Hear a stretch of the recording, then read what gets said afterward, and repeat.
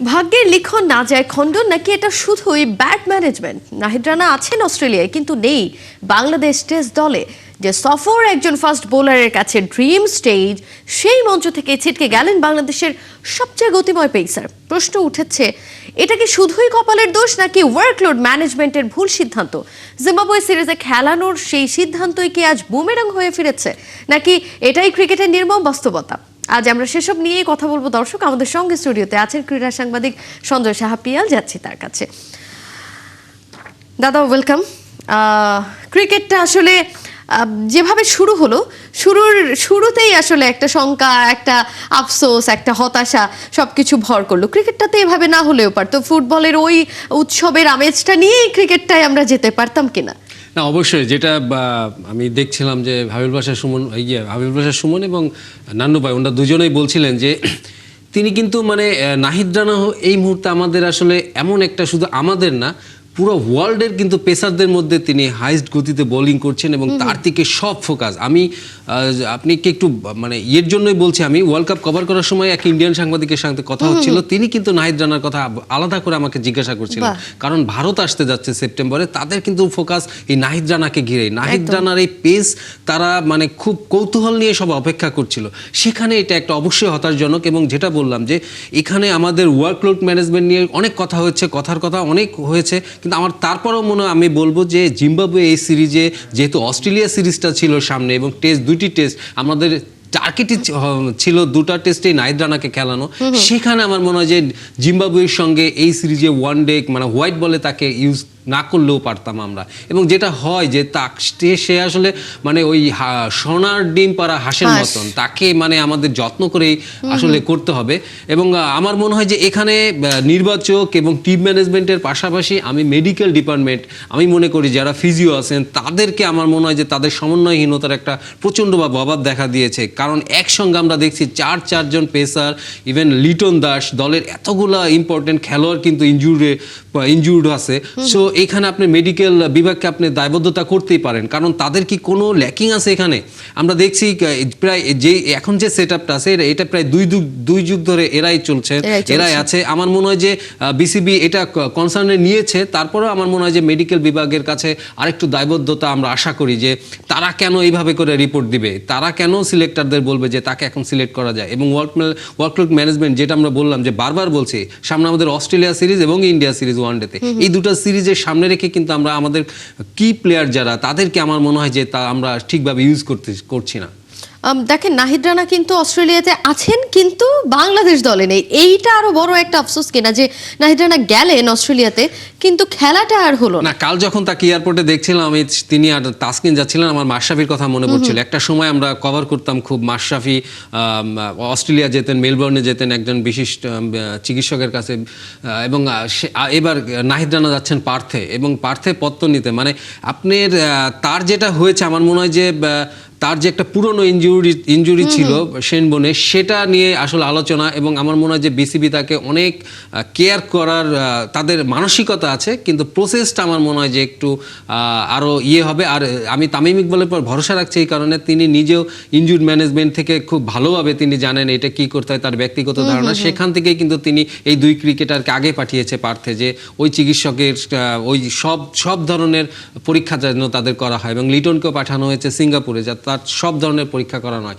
তো এইগুলাতে বিসিবি গুরুত্ব দিচ্ছে, কিন্তু আমার মনে হয় যে আমাদের মেডিকেল টিমকে আরেকটু ঢেলে সাজানোর দরকার রয়েছে, আরেকটু অগ্রগতি প্রয়োজন। সেখানে নাহিদ রানা কোনো দলের বিপক্ষে খেলবে এবং সেটা আসলে থ্রেট হবে, এটাই অনুমেয়। এখন এই ক্রিকেটের প্রেক্ষাপটে, এখন যে ক্রিকেটটা চলছে সেই ক্রিকেটের প্রেক্ষাপটে, সেখানে বোলিং লাইন আপে একটা বড় সড়ো একটা ল্যাকিংয়ে আমি বলবো, সেই ল্যাকিংয়ের জায়গাটা যারা আছেন দলে, তাদেরকে দিয়ে বাংলাদেশ দল কতটুকু পূরণ করতে পারবে? অবশ্যই আমরা তাসকিন আছে, হাসান মাহমুদ আছে, এবং আমার যেটা মনে হয় যে এটা আসলে বাস্তবতাটা মেনে নিতে হবে। যেহেতু তিনি খেলতে পারছেন না, বাকি যারা আছে তাদের উপর ভরসা রাখতে হবে। আমরা যদি বারবার তার কথাই বলি আসলে, তাহলে কিন্তু বাকি যারা আছে তাদের পরেও করা হবে। আমার মনে হয় যে বাকি যারা আছে তাদেরকে আস্থা রেখে, এবং এখানে কিন্তু আপনাদের ব্যাটসম্যান, আমাদের ব্যাটার যারা আছে, মুশফিকুর রহিম, সৌম্য সরকার, শান্ত, এরা কিন্তু অভিজ্ঞ, এবং এদের উপরে কিন্তু আমাদের ভরসাটা বেশি রাখতে হচ্ছে। আমরা দেখেছি যে অস্ট্রেলিয়ায় গিয়ে ইন্ডিয়ার ব্যাটাররা কিন্তু দারুণ রান তুলতে পারে। তো আমাদের ব্যাটারদের উপরে এই বোলার নাহিদ রানার যে অনুপস্থিতি, তার শূন্যতাটা,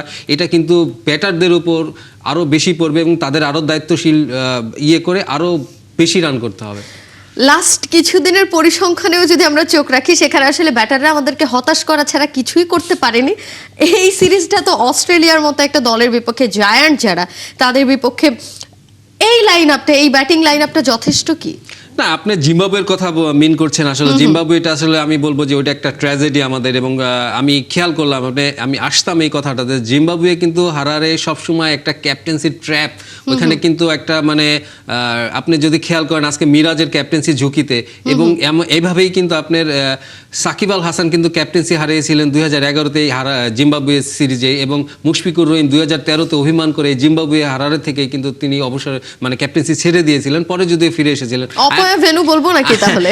আমি বলবো যে জিম্বাবুয়ের এটা আসলে একটা আমাদের মনে করি যে বিশ্বকাপের ভিতর সবকিছু চাপা ছিল, লোকে দেখেও নি, ওইভাবে করে ফলো করেনি, একটা হয়ে গেছে, বাট এটাই আমাদের দল না। এই দল আমাদের অনেক ভালো করবে, এবং আমি আশা করছি যে ডারউইনে যে খেলা হবে, ম্যাকাইতে খেলা হবে, সেখানে কিন্তু আমাদের ব্যাটাররা ভালো করবে। কারণ ওইখানে আমি যতটুকু শুনেছি, সুমন ভাই বললেন যে ওইখানকার পিচ কিন্তু ওই মেলবোর্ন কিংবা সিডনি ওরকম মানে অতটা না, গ্যাবার মতন না, এটা হয়তো বা অনেকটা আমাদের মতনই হবে।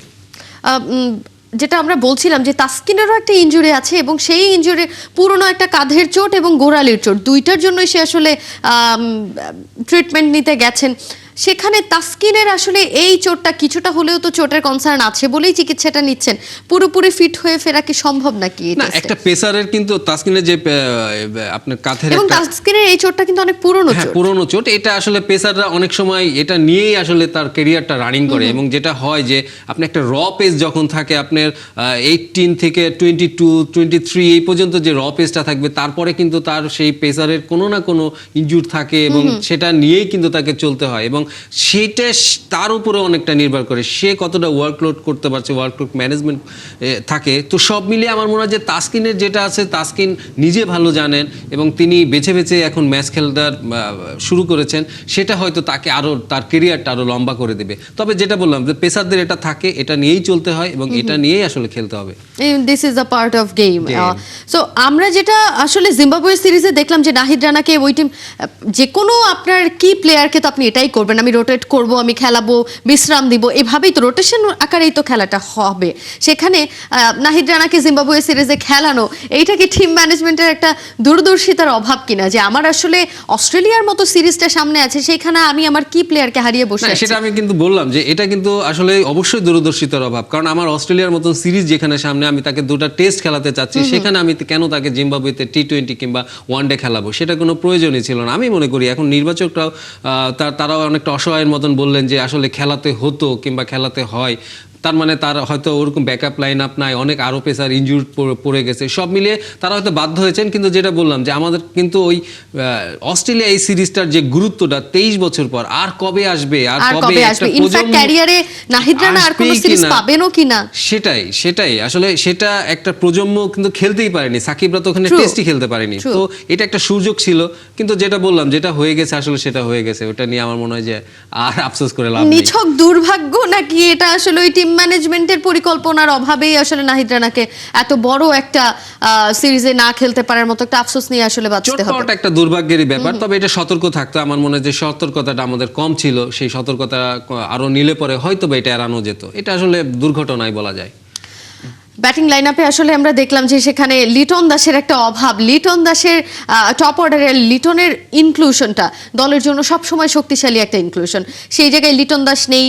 5.5 বছর পর সৌম্য সরকার ফিরলেন, এই লিটন দিয়ে মানে সৌম্যর জায়গাটা কি আসলে লিটনের জায়গাটা সৌম্য কতটুকু ফিল আপ করতে পারবে? না, আপনি সৌম্যর কথাই দেখেন, আপনি সৌম্যকে 5 বছর পর ডাকছেন এবং এখন বলছেন তার অভিজ্ঞতাটা আমরা কাজে লাগাতে চাই, এবং সেই নিউজিল্যান্ডে সেই বাউন্সি পিচে কিন্তু তিনি ভালো কিছু রানও করেছেন, আমরা দেখেছি অতীতে। তো আপনি এই ছেলেটাকে যখন নাকি এই সিরিজে নিলেন, একটা ইম্পর্টেন্ট সিরিজ, তো আপনি তো আর একটা সুযোগ দেওয়া গেলে ভালো হতো না? আপনি যদি জিম্বাবুয়েতে তাকে একটা সিরিজ খেলাতেন, বাজিয়ে দেখা যেত। এখন যদি তিনি না খেলতে পারেন, অস্ট্রেলিয়া যদি যে গিয়ে যদি তিনি রান না করতে পারেন তাহলে কিন্তু আমরাই বলবো যে তাকে অনেক সুযোগ দেওয়া হয়, তিনি কিছুই পারেন না। তো একটা ছেলেকে নিয়ে আপনি এইভাবে করে ঠিক আছে তিনি অভিজ্ঞতা, তাকে ডাকা হয়েছে সবই ঠিক আছে, বাট তাকে একটা সুযোগ দেওয়া উচিত ছিল। এটাও দূরদর্শিতার ব্যাপার, আপনি যেটা বলতে চাচ্ছিলেন। আরেকটি ব্যাপার লিটনের কথা, লিটনের যেই ইনজুরিটা, এটার চেয়েও বড় ঘটনা আমার যেটা মনে হয় এখানে একটা মিসম্যানেজমেন্ট এবং একটা ভুল বার্তা ছিল। লিটন কিন্তু বারবার বলছিল তার ব্যথা আছে, তার চোট আছে, কিন্তু তার যে রিপোর্ট এসেছিল এমআরআই রিপোর্ট, সেখানে আমাদের মেডিকেল ডিপার্টমেন্ট থেকে বলা হচ্ছিল কোনো চোট নেই। কেন নেই এইটা পরে দেখা গেল সিঙ্গাপুরে গিয়ে না, তার ঠিকই ব্যথা আছে এবং ওইখানে ওই রক্তটা জমে আছে। তো এইটাই আমার মনে হয় যে আমাদের এই মেডিকেল সিস্টেমটা আরেকটু আমার মনে হয় কি ঢেলে সাজানোর ব্যাপার আছে। তো সব মিলে লিটন নেই, সৌম্য এসেছে। আমি যেটা বললাম, আমি কখনো হাল ছাড়ছি না, এখনো সিরিজ শুরু হয়নি, ওখানে যাবে। আমার মনে হয় যে আমার একেবারে যেটা আমরা 2003-এ দেখেছি সেটা নিশ্চয়ই আমরা 2026-এ দেখব। সিরিজ ব্যবধানে হারটা অন্তত দেখবো না। দেখা যাক। আজকে কিন্তু একটা বড় ঘটনা ঘটতে চলেছে, আজকে বোর্ড মিটিং আছে এবং বোর্ড মিটিং এ একটা বড় সিদ্ধান্ত আসতে পারে যে ক্যাপ্টেন্সি নিয়ে আবারও একটা, লিটারালি এটা একটা মিউজিক্যাল চেয়ার বললেও ভুল হবে না। বারবার করে ক্যাপ্টেন্সি চেঞ্জ, এইটা আসলে একটা স্টেবল একটা দলের জন্য কতখানি প্রভাব ফেলে যে বারবার করে ক্যাপ্টেন্সি চেঞ্জ হচ্ছে।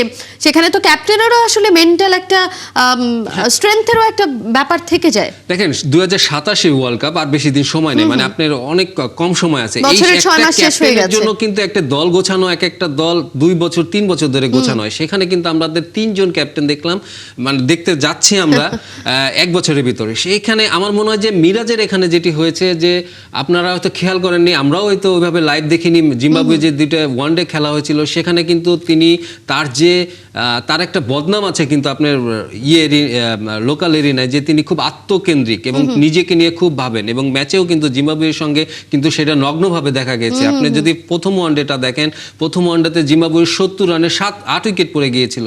তারপরে কিন্তু আমাদের পেসাররা ভালো করছিল, তারপরে কিন্তু তিনি নিজে বোলিংয়ে আসলেন এবং রিশাদকে আনলেন, কোনো পেসারকে ইউজ করলেন না। ওইখানে কিন্তু জিম্বাবুয়ের 2 ব্যাটসম্যান কিন্তু শেষের 2 ব্যাটসম্যান লম্বা একটা ইনিংস খেলে ফেললেন। এইখানে নিয়ে কিন্তু সমালোচনা হয়েছে টিম ম্যানেজমেন্টের ভেতরে। দ্বিতীয় ওয়ানডেতে আপনি যদি খেয়াল করেন মেহেদী হাসান মিরাজ, তিনি কিন্তু আপনার যেটা হয়েছিল শেষ 13 বলে 12 রান দরকার ছিল, তিনি ছিলেন ব্যাটিং এর, লাস্ট উইকেটে ছিলেন নাহিদ রানা, তিনি জাস্ট এসেছেন। সেখানে তিনি কি করলেন, একটা সম্ভাবনা তিনি উড়িয়ে দিলেন একটা পুল শট খেলে।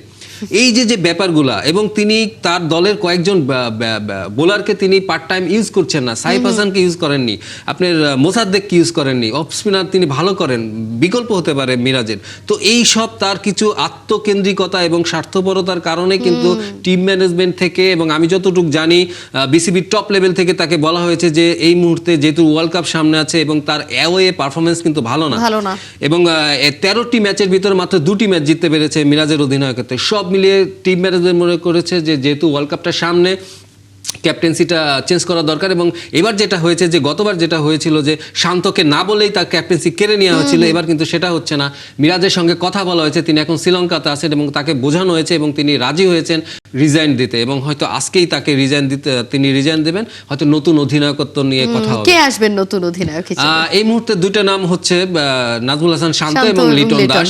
এবং আমি যতটুকু শুনেছি সেটাতে লিটন দাস অনেকটা এগিয়ে আছেন, বিকজ তিনি সাদা বলে ক্যাপ্টেন্সি করছেন এবং তার ক্যাপ্টেন্সি নিয়ে কোচ এবং টিম ম্যানেজমেন্টের সবাই খুব খুশি। তারা মনে করে যে তার ক্ষুরোদার বুদ্ধি এবং তিনি স্ট্যাম্পের পিছন থেকে দারুণভাবে দল পরিচালনা করতে পারেন। দেখেন, যেটা আমরা বলছিলাম, অস্ট্রেলিয়া সিরিজটাই আমাদের এখন মূল কনসার্ন। সেখানে আমরা দেখছি যে পেসারদেরকে নিয়ে আমরা অনেক আলোচনা করছি, কিন্তু স্পিন ডিপার্টমেন্টে তো স্পিনারদেরও তো কিছুটা সীমিত স্পিনার নিয়ে আমরা যাচ্ছি। এই কম্বিনেশনটাকে আসলে যথেষ্ট কিনা যে আমার পেসার আছে কিন্তু স্পিনার আমার একেবারেই সীমিত? আমার মনে হয় যে আমাদের কিন্তু 2023-এর যদি তুলনা করি, সে হান্নান সরকার, সুমন ভাইরা যেমনটা খেলছিলেন, ইনিংস ব্যবধানে হেরেছিলেন 2003-এ, এই ডারউইনে খেলেছিলেন। আমার মনে হয় যে সেই জায়গার থেকে কিন্তু আমাদের এই দলটি এখন নাই। এখন এই দলটি কিন্তু আমার মনে হয় যে প্যাট কামিন্সদের সঙ্গে চোখে চোখ রেখে কিন্তু আমাদের লড়াই করার মতন শক্তি আছে। এবং আমাদের, আপনি যেটা বললেন যে আমাদের পেস ডিপার্টমেন্ট বলেন এবং স্পিনার মিরাজের উপরে আমি ভরসা রাখছি, এবং অনেকে আছেন, আমাদের ব্যাটিংয়ে গভীরতা আছে। আমার মনে হয় যে একেবারে আমাদের ফেলনা হবে না, এবং অস্ট্রেলিয়াকে কিন্তু এবার বুঝিয়ে দেওয়া হবে। তারা কিন্তু আমাদের ইচ্ছা করে এই গ্রামের মাঠগুলো স্টেডিয়ামগুলোতে খেলা দেওয়া হয়। আমি এর আগে যখন অস্ট্রেলিয়া কভার করতে গিয়েছি তখন ওদের ম্যানেজমেন্টের সঙ্গে কিছু কথা হয়েছিল, তারা বলছিল যে আসলে দেখো এই মেলবোর্ন কিংবা সিডনির মতন বড় স্টেডিয়ামগুলোতে খেলা দিলে এই স্টেডিয়াম খুলতে যে টাকাটা খরচ হয় সেই পরিমাণ আসলে বাংলাদেশের সিরিজ থাকলে দর্শক আসে না, আমাদের টাকাটা উঠে না। এই জন্য আমরা সাধারণত একটু গ্রামের মানে একটু অন্য ভেন্যুগুলোতে যেগুলোতে নাকি ঘাসের গ্যালারি আছে, কম টাকা খরচ হয়, সেই সব ধরনের গ্যালারিতে করি। তা আমার মনে হয় যে এইবার বাংলাদেশ দল যদি ভালো করে তাহলে কিন্তু তারা বুঝবে না, এই চিন্তাধারাটা দূর হবে, হয়তো দূর হবে যে বাংলাদেশকে দিয়েও দর্শক টানা যায়। আপনাকে অসংখ্য ধন্যবাদ যুক্ত হওয়ার জন্য।